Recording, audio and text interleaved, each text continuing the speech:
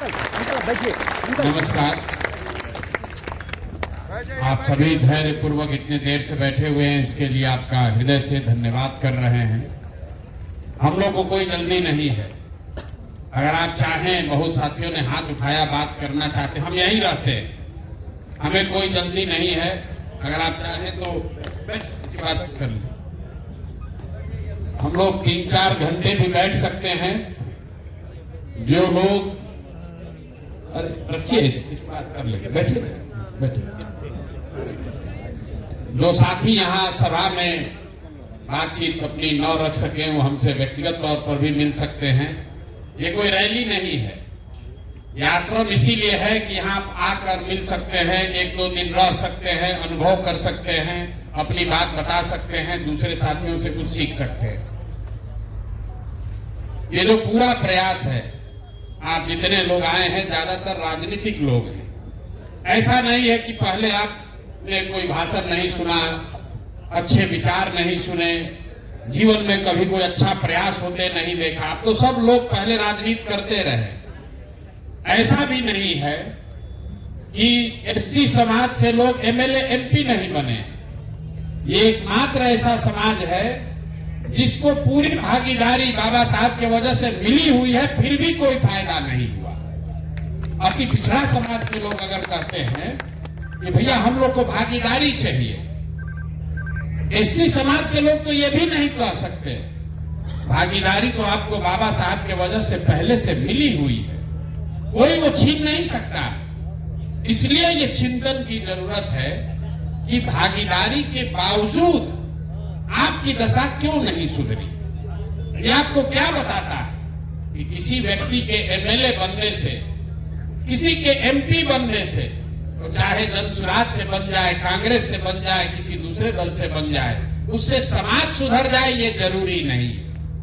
प्रशांत किशोर बन जाएंगे, मनोज भारती बन जाएंगे, जनसुराज की सरकार आ जाएगी तो सब सुधर जाएगा, ऐसा नहीं है। ऐसा होता तो बहुत लोग पहले बने हुए हैं। जगजीवन राम जी यहाँ से उप प्रधानमंत्री बन गए। हम उन्हीं के क्षेत्र सासाराम से आते हैं। वहां दलितों की स्थिति किसी दूसरे क्षेत्र के दलितों से अलग नहीं। रामविलास जी इतने लंबे समय तक बहुत बड़े नेता रहे, लेकिन पासवान समाज की स्थिति बहुत अच्छी हो बिहार में, ऐसा नहीं। मांझी जी यहाँ मुख्यमंत्री बने, अभी भी मुख्यमंत्री हैं, बड़े मंत्री हैं केंद्र में, लेकिन आज भी मांझी समाज की क्या स्थिति है ये आपसे छुपी नहीं है। अभी मैं एक आंकड़ा देख रहा था, कोई कह रहा है 48% दलित पढ़े लिखे हैं। ये सरकारी आंकड़ा है। सिर्फ 3%, 100 में 3 दलित समाज के बच्चे 12वीं पास करते हैं बिहार में। 100 में 3 आदमी ही दलित समाज का आज पढ़ाई कर रहा, 12वीं पास कर रहा है। ये स्थिति तब है जब 40 विधायक दलित समाज के हैं। यहां से कई एमपी जीत कर गए हैं जो आपके समाज के हैं। मेरे भाई, सिर्फ राजनीतिक भागीदारी से समाज नहीं सुधर सकता। हमने पैदल चलते हुए जो अनुभव किया, हमने गांव-गांव में देखा, दलितों की जो सबसे बड़ी परेशानी है वो है सामाजिक शिक्षा का अभाव। अगर फॉर्मल शिक्षा नहीं भी है, शिक्षा को लेकर कोई सोच ही नहीं है। बाबा साहब का मूर्ति लग गया है हर गांव में, लोग माला पहना रहे। बहुत गरीब परिवार में भी, दलित टोलों में हमने देखा, लोगों ने चंदा करके बाबा साहब का मूर्ति लगा लिया। लेकिन बाबा साहब ने जो कहा और कहने से ज्यादा जो अपने जीवन में उन्होंने किया, जब मौका लगा किसी दूसरे से मदद भी लेकर सबसे पहले पढ़ाई की। आजादी की लड़ाई को छोड़कर भी बीच में पढ़ने गए। ये बात बताती है कि शिक्षा का कितना बड़ा महत्व उन्होंने खुद समझा था। तो बाबा साहब को श्रद्धांजलि सिर्फ जय भीम नारा लगाने से नहीं होगा, अपने बच्चों को पढ़ाने के लिए कुछ कीजिएगा, तब कुछ बात बनेगी। यहाँ से विधायक कितना आदमी बन सकता है? अगर बहुत जन सुराज का आंधी आ जाएगा तो 40 आदमी बन जाएगा। दलित समाज के जितने साथी हम लोग से जुड़े हुए हैं, हर आदमी तो विधायक नहीं बन सकता है। इसीलिए जो अभियान हम लोग शुरू कर रहे हैं, ये वोट मांगने का अभियान नहीं है। जन स्वराज का सरकार बने न बने, हम लोग को सफलता मिले न मिले, लेकिन एक बात तय है, अगले 1 महीने में आपकी मदद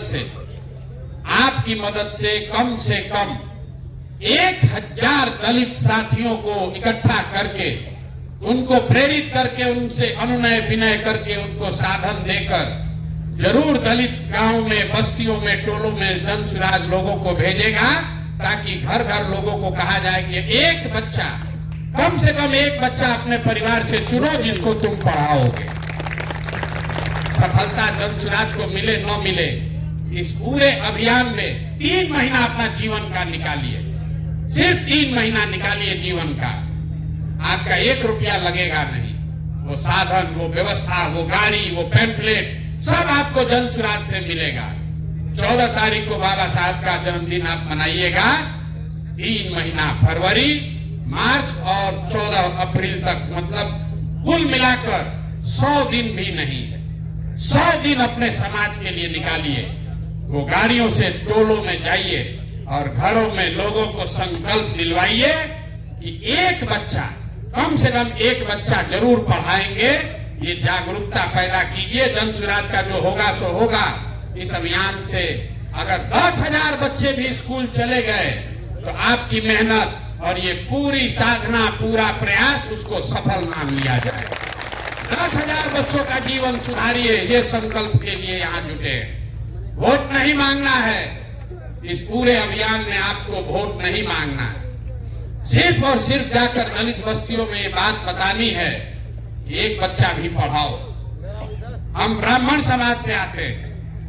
हमारे दादाजी भूमिहीन थे, बैलगाड़ी चलाते थे। मैं सभाओं में कहता हूं, इतने गरीब थे कि हमारे बाबा 3 लोग थे, 2 आदमी शादी नहीं किया कि खिलाएंगे कैसे। हमारे पिताजी 7-8 भाई बहन लोग थे। किसी को पढ़ाने का साधन नहीं था। सब लोग मजदूरी करके एक हमारे बाबूजी को पढ़ाया। हमारे बाबूजी डॉक्टर बन गए। हमारे पिताजी ने हमको पढ़ाया है, तब न हम इतना खड़ा होकर भाषण कर रहे हैं। ये पढ़ाई की ताकत है। ये पढ़ाई की ताकत है। आप चाहे ब्राह्मण हैं, कुशवाहा हैं, यादव हैं, दलित हैं, पढ़ोगे नहीं तो आगे निकल नहीं सकते। यही उपाय है। इसलिए पहला प्रयास, पहले लोगों को पढ़ाने के लिए जागरूक करना है। ये आपको लगता है कि सब लोग पढ़ाना चाहता है, स्कूल नहीं है, ऐसी बात नहीं है। गरीबी में जो 10 साल पूरा 2-2 जनरेशन से रह गया है, 2-2 पीढ़ियों से जो गरीबी में रह गया है, उसके परिवार वाले को लगता है कि पढ़ा लिखा के भी क्या होगा भैया, उसके बाद वो नौकरी नहीं मिलता है। हमने कई दलित बस्तियों में बात की है। लोग कहते हैं भैया पढ़ लिख के क्या होगा, हमको नौकरी दिलवाइए। उसको ये समझ नहीं है कि बिना पढ़ लिख कर अगर नौकरी करेगा तो उसका लड़का मजदूरी ही करेगा। बिना पढ़े लिखे आप कलेक्टर नहीं बन सकते। ये बात लोगों को बताने की जरूरत है। और खाली चुनाव की बात मत दिन रात सोचिए। पेरियार से बड़ा कोई दलित चिंतक नहीं हुआ। पेरियार जीवन में कभी चुनाव नहीं लड़े। इसका मतलब ये नहीं है कि उन्होंने समाज के लिए कुछ किया नहीं। राजनीति का मतलब सिर्फ चुनाव लड़ना नहीं है। राजनीति में सिर्फ चुनाव लड़के ताकत नहीं है। हम तो जीवन में एमएलए एमपी नहीं लड़े हैं, तो हमारी ताकत नहीं है। आप समाज के लिए खड़ा होइएगा, समाज के लिए कुछ कीजिएगा। 10, 20, 50, 100 आदमी आपके साथ खड़ा होगा। आपके प्रयास से उसका जीवन सुधरेगा। तभी आप सही मायने में नेता बनिएगा। एमएलए एमपी तो लोग कितना बने और आए और गए, कोई किसी को याद भी नहीं है कि कौन आया कौन गया। पेरियार को कोई भूल नहीं सकता है, कांसी राम जी को कोई भूल नहीं सकता है, क्योंकि इन लोगों ने समाज के लिए कुछ किया है। तो आप छोटे स्तर पर ही सही जो प्रयास जन स्वराज कर रहा है, आप अभी यहां से जब जाएंगे आपको कुछ नहीं करना है। अपने साथ 5 ऐसे दलित समाज के साथियों को जोड़िए जो 2 महीना देना चाहता है। आज से 10 दिन के अंदर जिस दिन आप तय कर लेंगे भैया हमारे पास 5 आदमी हम लोग हो गए, आपको जन स्वराज अपने खर्चा से गाड़ी आपको मुहैया कराएगा। आप उस गाड़ी से लीजिए और अपने एरिया में, अपने प्रखंड में, समाज में जाकर इस बाबा साहब के संदेश को लेकर जाइए। और हर प्रखंड से, एक प्रखंड में 15 से 20 पंचायत है, हर प्रखंड से 5 ऐसे साथियों को ढूंढिए, 5 ऐसे दलित समाज के युवाओं को ढूंढिए जिसको जन स्वराज प्रशिक्षित कर सके, जिनको हम लोग सिखा सके, जिनमें हम लोग साधन व्यवस्था लगाकर आगे नेतृत्व की क्षमता पैदा कर सके। इसमें बूढ़े लोगों को क्यों नहीं बुलाया जा रहा है? जो बूढ़ा है उसका तो अनुभव है, वो तो राजनीति कर ही रहा।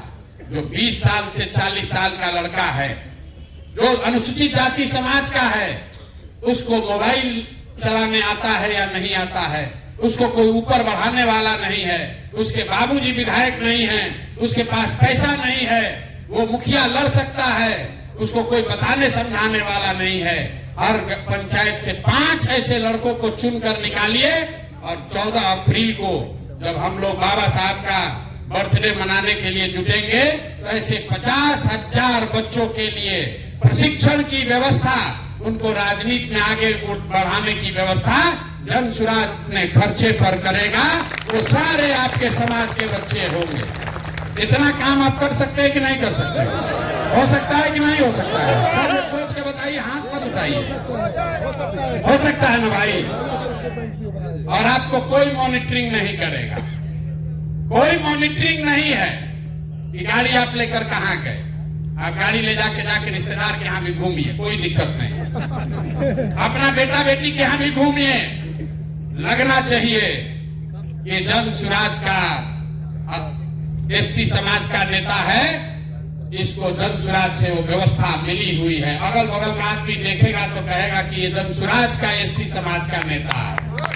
जाइए अपने रिश्तेदारों के यहाँ घूमिए, अपना बेटा बेटी के यहाँ, रिश्तेदार के यहाँ बता दीजिए कि जन स्वराज से जुड़ गए हैं, अब हम भी झोला लेकर घूमने वाले नहीं हैं। लेकिन अगर महीना में 20 दिन भी आप काम ठीक से कर दिए, 5 दिन आराम कीजिए, 5 दिन गाड़ी से अपने रिश्तेदार के यहाँ घूमिए। हम आपको सामने से कह रहे हैं, लेकिन कम से कम 15-20 दिन जरूर मेहनत कीजिए। 15-20 दिन जरूर मेहनत कीजिए। एक पंचायत में 1 दिन दीजिएगा तो 5 अपने अच्छे एससी समाज के बच्चों को ढूंढ कर निकाल लीजिएगा। 2 महीना समय है। एक प्रखंड में मुश्किल से 15-20 पंचायत है। 30 दिन, 35 दिन, 40 दिन काम कीजिए और आपके पंचायत से, हर पंचायत से 5-5 साथियों को ढूंढ कर निकाल लीजिए। 100 बच्चों का जीवन सुधारने का रास्ता आप बन सकते हैं, जरिया आप बन सकते हैं। इस संकल्प के साथ जाइए। एक आदमी इतना बड़ा मैसेज लेकर घर घर आप नहीं पहुंच पाइएगा। यहाँ कहने का बात है, ए भैया हम लोग घर घर लोगों को तैयार कर देंगे, नहीं कर पाइएगा। 2-2.5 करोड़ की आबादी है। 2 करोड़ की आबादी मतलब कम से कम 50 लाख परिवार।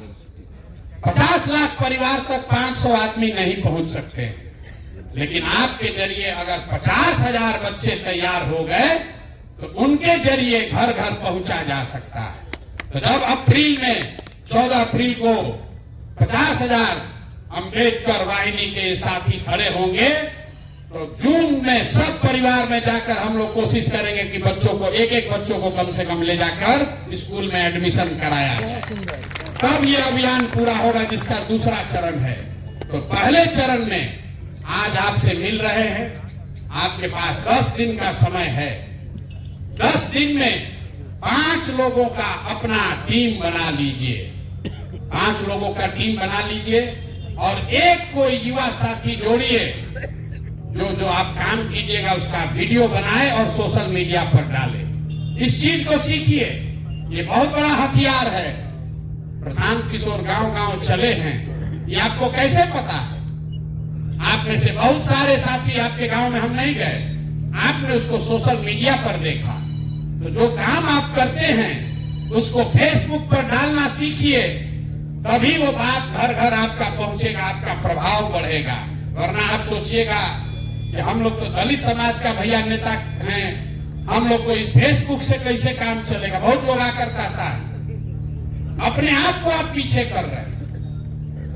लोग कहता है भैया हम लोग जिस समाज का नेता है वहां तो फेसबुक से क्या होगा, हम लोग तो नीचे उतर के काम करते हैं। आप नीचे उतर के काम कीजिए, लेकिन ये हथियार है, इसको अगर आप नहीं सीखिएगा तो आगे आप चाहे मुखिया का चुनाव लड़िए या पंचायत लड़िए, विधायक लड़िए, आप कहीं ना कहीं दूसरे पर आश्रित रहिएगा। लोग कहेगा ये देखिए दलित समाज का नेता है इसलिए इसको फेसबुक को नहीं समझ में आ रहा। इसलिए जब ये संवाद कीजिए तो एक साथी अपने गाड़ी में जरूर बैठाइए जिसके पास ये फोन है और जो वहां से फेसबुक पर आपका डाले कि आपने 4 बच्चों को क्या सिखाया, लोगों को क्या भाषण दिया, तो भले वहां 5 आदमी रहेगा, आपके फेसबुक पर 50 आदमी देखेगा, वो जानेगा कि आप वो आदमी है जो समाज के सुधार के लिए कोई प्रयास कर रहे हैं।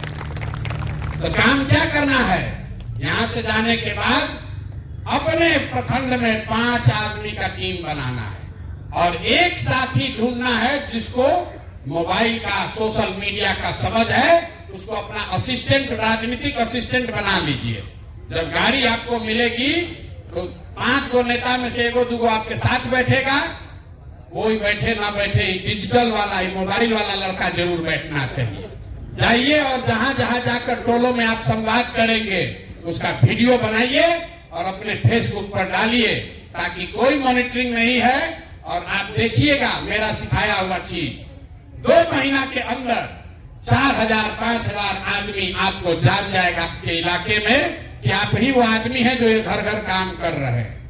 जब आप जाएंगे संवाद करने तो जन सुराज ने जो वादा किया है, जन सुराज आएगा तो 5 चीज हो जाएगा। पलायन को रोक दिया जाएगा। सबसे ज्यादा पलायन कौन कर रहा है? दलित समाज के बच्चे कर रहे हैं। तो हम लोगों ने ये कहा है कि साल भर के अंदर, इसको याद रखिए, साल भर के अंदर मतलब 2026 के छठ के बाद किसी भी परिवार के बच्चे को मजबूरी में पैसे के लिए बिहार से पलायन, बिहार छोड़कर पलायन पर नहीं जाना पड़ेगा। उसको 10-12 हजार का रोजी रोजगार का व्यवस्था बिहार में किया जाएगा। अगर यहाँ पढ़ाई नहीं है तो सबसे ज्यादा कौन प्रभावित है? दलित समाज के बच्चे प्रभावित हैं। इसलिए हम लोगों ने क्या कहा, शिक्षा सुधारेंगे, फ्री में शिक्षा देंगे। तो 50 वर्ष से आप सुन रहे हैं जन सुराज ये कह रहा है कि जब तक सरकारी स्कूल नहीं सुधरेगा तब तक आप अपने बच्चे को प्राइवेट स्कूल में भेजिए और फीस उसका सरकार भरेगी, ताकि आपका बच्चा भी अंग्रेजी स्कूल में पढ़ सके। तीसरी बात हम लोगों ने क्या कही, आपके घरों में जो महिलाएं हैं जिसको ब्याज पर रुपया नहीं मिलता है, किसी के यहाँ पैसे का जरूरत पड़ गया, हम गांव में चले लोग बताता है 5 टका महीना पर, 5 टका महीना पर दलित परिवार में, अति पिछड़ा परिवार में, गरीब परिवार को लोन लेना पड़ता है। तो जन सुराज ने कहा कि 4% के सालाना ब्याज पर साल भर में 100 रुपया में सिर्फ 4 रुपया सूद लगेगा। आप पैसा बैंक से लीजिए लोन और आपका ब्याज सरकार भरेगी, जो पैसा लीजिएगा वो वापस कर दीजिएगा। ये बात जन सुराज ने कही है। 5 बात जो आपके नजरिए से सबसे जरूरी है, शिक्षा, पलायन और पूंजी। लेकिन इसके साथ साथ जब सब साथी हम लोग बैठे तो ये तय हुआ कि नहीं, इसके अलावा जो दलित समाज के अपनी चिंता है उनके लिए जन सुराज क्या करेगा, वो पर्चा भी आपको अभी 10 दिन में मिलेगा जब आप संवाद चालू करेंगे। तो जो पहला वादा किया जा रहा है, मैंने जो आपको आंकड़ा बताया कि सिर्फ 3% दलित समाज के बच्चे 12वीं पास कर रहे हैं। तो ये तय किया गया कि 10वां पास जो भी करेगा, जो भी दलित समाज का बच्चा 10th पास कर जाए, 50% अगर उसको मार्क्स आया है 50 या ज्यादा, उसको कम से कम 2000 रुपया महीना का स्कॉलरशिप मिले, ताकि वो आगे का पढ़ाई जब तक चाहे वो कर सके। इस पर आपकी सहमति है कि नहीं है? है सहमति ना भाई? इसको रखा जाए ना, इसको रखा जाए। दूसरी बात, यहां पर सबसे बड़ी समस्या लोगों ने बताया, भैया घर बनाने के लिए जमीन नहीं है। आपको मालूम है यहां कानून है। कानून ये है कि जो गरमजरुआ जमीन है उससे कम 3 डिसमिल जमीन दलित परिवारों को जरूर मिलना चाहिए। जहां पर ब्लॉक में, पंचायत में गरमजरवा जमीन नहीं है, वहां डीएम को प्राइवेट जमीन खरीद कर जमीन आपको देनी है। लेकिन ताली मत बजाइए, तो कानून पहले से है, लागू नहीं है। तो जन सुराज में हम लोग ये वादा कर रहे हैं और आप ये मैसेज लेकर जाइएगा कि अगले 3 वर्ष में जब जन सुराज की ये व्यवस्था बनेगी तो 100% जितने 50 लाख दलित परिवार हैं भूमिहीन, जो जमीन के बगैर इंदिरा आवास योजना का लाभ भी नहीं उठा पा रहे हैं, उनको 3 डिसमिल जमीन अभियान चलाकर, चाहे सरकार को खरीद के देना पड़े, हर परिवार को 3 डिसमिल जमीन जरूर दे दिया जाएगा। ये दूसरे बात होना चाहिए कि आप सहमत हैं कि कोई चेंज होना चाहिए? घर बनाने के लिए 3 डिसमिल जमीन मिलने की बात होनी चाहिए कि नहीं? 5 का है, 3 का है। 3 डिसमिल सर, 1 मिनट सर, सरकार का जो योजना था उसको अभियान बसेरा कहा गया था, तो 3 डिसमिल हुआ 14 धूरा, 5 डिसमिल होता है मकान में सहन मकान और बारी, इसलिए 5 डिसमिल। अच्छा, अभी हम लोग 3 की बात किए हैं, ये भाई उठा रहे 5 की बात, इसको देखना पड़ेगा, हम अभी वादा नहीं कर रहे हम लोग। तीसरी बात जो कही गई कि जो हम लोग गांव में देखे, ये मेरा अनुभव है, कुछ लोग उससे सहमत हैं, कुछ लोग नहीं सहमत हैं, आपकी राय जानना चाहते हैं। हमने देखा कि बिहार में बहुत बड़ी संख्या में जो लोग खेती, अपना खेत बटाई पर देते हैं, वो दलित समाज के लोग वो बटाई पर जमीन नहीं ले पा रहे। उसकी 2 वजह दिखी। एक तो दलित समाज के पास, कई साथियों के पास पैसा ही नहीं है कि खेत बटाई पर भी ले सके, और दूसरा ये दिखा कि कई जगहों पर लोग दलित समाज के साथियों को इसलिए जमीन नहीं देते हैं कि डरता है कि अगर दलित समाज के लोगों को जमीन पट्टा पर देंगे, बटाई पर देंगे तो कब्जा कर लेगा। चूंकि पहले यहाँ जमीन को लेकर संघर्ष चला है, तो इसलिए जन सुराज ये सुझाव के तौर पर रख रहा है, आप लोग इस पर अपना मत दीजिए कि अगर जन सुराज की व्यवस्था बनेगी तो सरकारी जमीन जो है उसको सरकार पट्टे पर दलित समाज के साथियों को प्रायोरिटी पर दे, ताकि आप भी खेती कर सके और आपको मजदूरी न करना पड़े। दलित समाज में एक बहुत बड़े वर्ग को किसानी से जोड़ा जाए, इसलिए ये हम लोग वादा करना चाहते हैं। चौथी बात जो कही गई कि दलित समाज के जो साथी हैं, जो कॉन्ट्रैक्टर बनना चाहते हैं, कुछ छोटा मोटा बिजनेस करना चाहते हैं, उनको पूंजी कर्जा नहीं मिलता है, तो एक विशेष अभियान चलाकर दलित समाज के युवाओं को ट्रेनिंग, प्रशिक्षण और उनको ऋण की व्यवस्था सरकारी गारंटी पर किया जाए, ताकि आपको बैंक में जमीन न रखना पड़े। आपके पास है ही नहीं तो आप गारंटी दे नहीं पाते, आपको लोन मिलता नहीं है, तो सरकार अपने गारंटी पर दलित समाज के प्रशिक्षित युवाओं को लोन मुहैया कराए। ये चौथी बात कहना चाहते हैं। और 5वीं बात जो राजनीतिक है, जितनी आपकी संख्या है, आपको रिजर्वेशन आरक्षित सीट पर मिला हुआ है। जन सुराज ये कह रहा है कि नहीं, जिन सीटों पर दलित समाज की संख्या है, वहां काबिल लोग हैं, वो सीट भले आरक्षित नहीं है, लेकिन अगर काबिल कोई दलित समाज का व्यक्ति है तो उसको भी चुनाव लड़ाया जाए, चाहे वो मुखिया की बात हो या विधायक की बात हो। हम आपको अपने अनुभव से बता रहे हैं। अभी रामगढ़ में चुनाव हुआ, रामगढ़ कैमूर में अभी उपचुनाव हुआ। वहां पर लोग कहते हैं ये चित्तौड़गढ़ है, यहाँ पर राजपूत छोड़कर दूसरा कोई नहीं जीत सकता। बसपा का भी वहां बड़ा प्रभाव है, लेकिन वहां पर आज तक कोई दलित विधायक न लड़ा न कोई जीता, जबकि सबसे बड़ी आबादी वहां पर करीब 25% आबादी दलितों की है। राजपूत वहां 12% है, 25% वहां पर अनुसूचित जाति समाज के लोग हैं, लेकिन उनको भागीदारी नहीं है। हम लोगों ने कोशिश की कि वहां पर कोई अनुसूचित जाति समाज का आदमी चुनाव लड़े, और आपको जानकर आश्चर्य होगा, बहुत प्रयास करने के बाद भी वहां दलित एक्टिविस्ट हैं, बसपा से जुड़े हुए बड़े बड़े दलित समाज के लीडर हैं, लेकिन किसी का हिम्मत नहीं पड़ा वहां कि जन स्वराज के खर्चा पर भी कोई चुनाव लड़ने के लिए तैयार नहीं हुआ। कहता ना भैया यहां नहीं चुनाव लड़ सकते। इसलिए ये जो पांचवी बात है कि जो सीट आरक्षित नहीं है, अगर वहां संख्या है, अगर वहां अनुसूचित जाति समाज का कोई काबिल व्यक्ति है तो उसको लड़ने का, भागीदार बनने का, लोकतांत्रिक प्रक्रिया में हिस्सा बनने का उसको अधिकार दिया जाए। एक और बात सुझाव के तौर पर आया है, अभी उसको शामिल नहीं किया गया है, वो है दलित थानों की बात। कुछ साथियों ने कहा कि ये भैया अनुमंडल के स्तर पर अनुसूचित जाति समाज के लिए विशेष थाने बनाए जाने चाहिए। ये आप समझते हैं कि बहुत जरूरी है कि इसके बगैर भी काम चल सकता है? अरे भैया जरूरी तो सब चीज है, 5-6 को चीज करना है, इसको शामिल करोगे तो एगो चीज हट जाएगा। मतलब अनुसूचित जाति समाज के लिए हर प्रखंड में या अनुमंडल में थाना हो, ये कितना जरूरी है? जरूरी नहीं है सब जगह है भैया।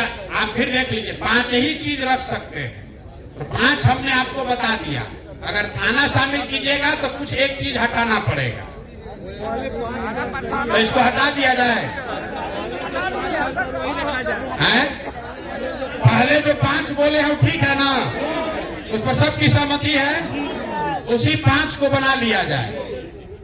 एक चीज इसमें है कि जो पहला है स्कॉलरशिप, उसी 10वीं से ज्यादा जो पढ़ गया उसको कम से कम 2-2.5 हजार रुपया का सहायता, और साथ में ही जो दलित छात्रावास हैं उसका फिर से पुनर्निर्माण, पुनरुद्धार किया जाए, ताकि वहां पुस्तकालय और रहने की व्यवस्था, पढ़ने की व्यवस्था, वो पहला ही प्रॉमिस में उसको जोड़ा जा रहा है।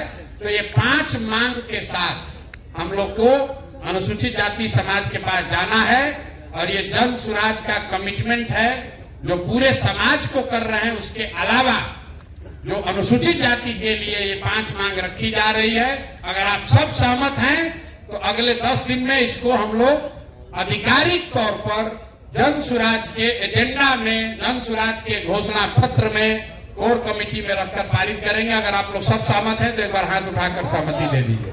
ये 5 मुद्दा शामिल कर लिया जाए ना भाई। तो अब इतने लोग ये समझते हैं कि अगले 10 दिन में 5 साथियों को, जो राजनीतिक सामाजिक समझ रखने वाले लोग हैं, कितने लोग समझ रहे हैं कि आप अपनी टीम बना लीजिएगा?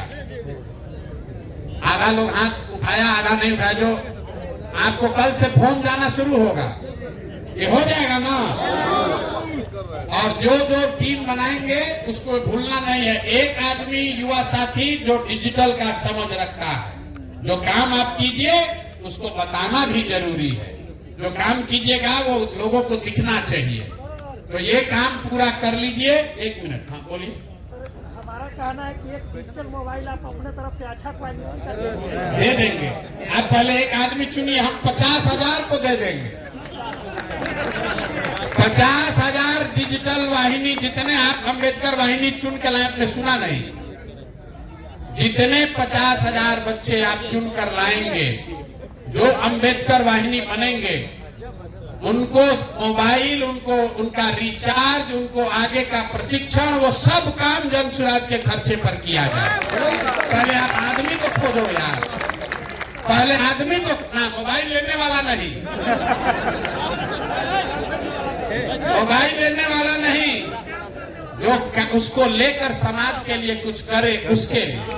इसीलिए पहले आपको गाड़ी नहीं दे रहे, आप 10 दिन में काम करके दिखाइए, गाड़ी आपको मिल जाएगी।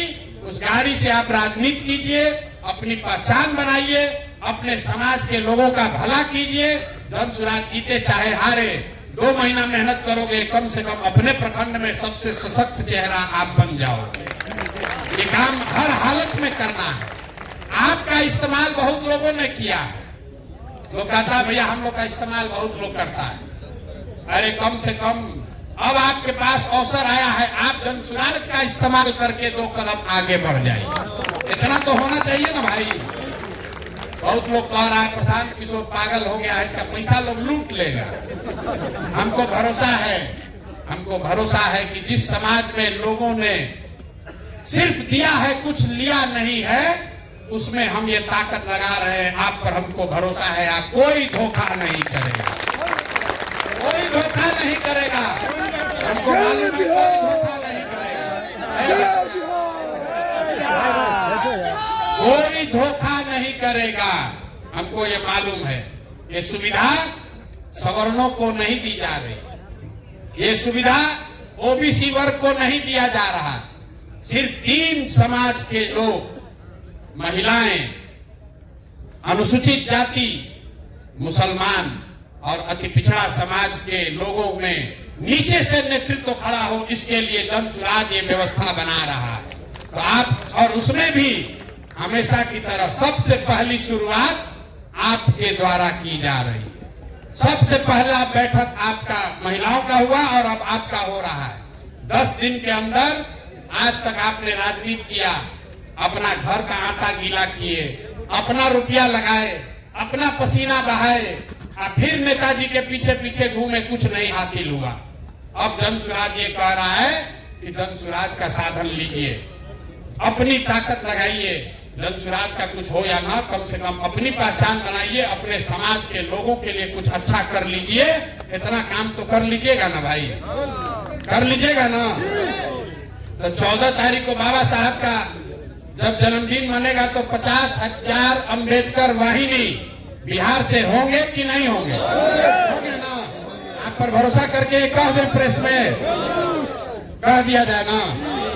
और एक अंतिम बात, अधिक हो जाएगा, अंतिम बात, ये गांधी और बाबा साहब की जो बात, जब हम पैदल चलना शुरू किए तो बहुत लोगों ने कहा तो गांधी जी का फोटो लगाए हैं भैया, इसमें बाबा साहब का भी फोटो होना चाहिए।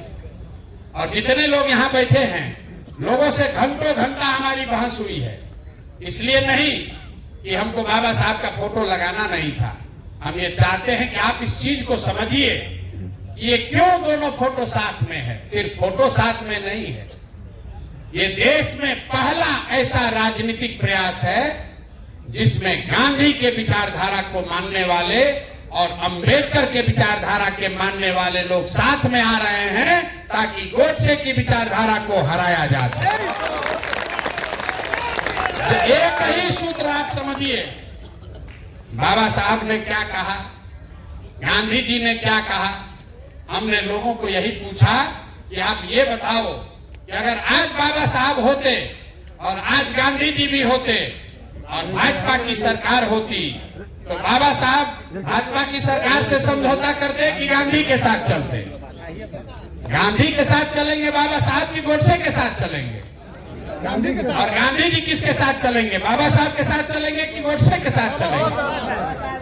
तो भाई, आप अपने समाज का एक्टिविस्ट बनकर रह सकते हैं, अम्बेडकराइट है, आप अम्बेडकराइट बनकर रह सकते हैं, लेकिन अगर चुनावी सफलता चाहिए तो कोई एक वर्ग अकेले चुनाव नहीं जीत सकता। किसी न किसी के साथ आपको सामाजिक राजनीतिक गठजोड़ बनाना पड़ेगा। तो अगर बाबा साहब के मानने वाले लोगों को किसी के साथ समझौता करना है, किसी के साथ गठजोड़ बनाना है, तो मुझे ऐसा लगता है कि गोडसे और गांधी के बीच में बाबा साहब के मानने वाले लोग गांधी को ही चुनेंगे।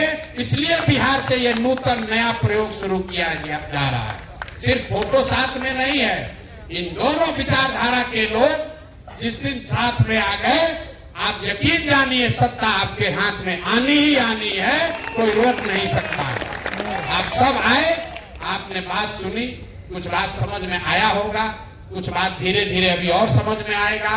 घबराना नहीं है, सिर्फ चुनाव की राजनीति नहीं है, ये समाज को नीचे से जगाने, समझाने और नई ताकत पैदा करने का अभियान है। इसमें जुड़े हैं, आपसे हम कुछ सीखेंगे, हमसे आप कुछ सीखिएगा, दोनों सब मिलकर एक बेहतर व्यवस्था बनाएं, जहां आपके हमारे बच्चों को गरीबी, भूखमरी का शिकार ना होना पड़े। आपके बच्चे भी अंग्रेजी में बोले, तब आपका बच्चा कहेगा कि हमारे पिताजी ने, हमारे भाई ने, हमारे चाचा ने वो आंदोलन शुरू किया था, जिसके 2 बरस के बाद बिहार में अंग्रेजी स्कूल में पढ़ने की व्यवस्था हुई, उसी से हम लोग पढ़कर आगे बढ़े। तो अगर ये व्यवस्था बनाना चाहते हैं तो खाली बतियाने से नहीं होगा, नारा लगाने से नहीं होगा, 2-4 महीने अपने जीवन का निकाल कर समाज के लिए दीजिए। अगर समाज के लिए देंगे तो अच्छा ही होगा, और अगर आप समाज के लिए अच्छा करोगे तो ऊपर वाला है वो आपके लिए अच्छा ही करेगा। इसी के साथ मैं अपनी बात खत्म कर रहा हूं।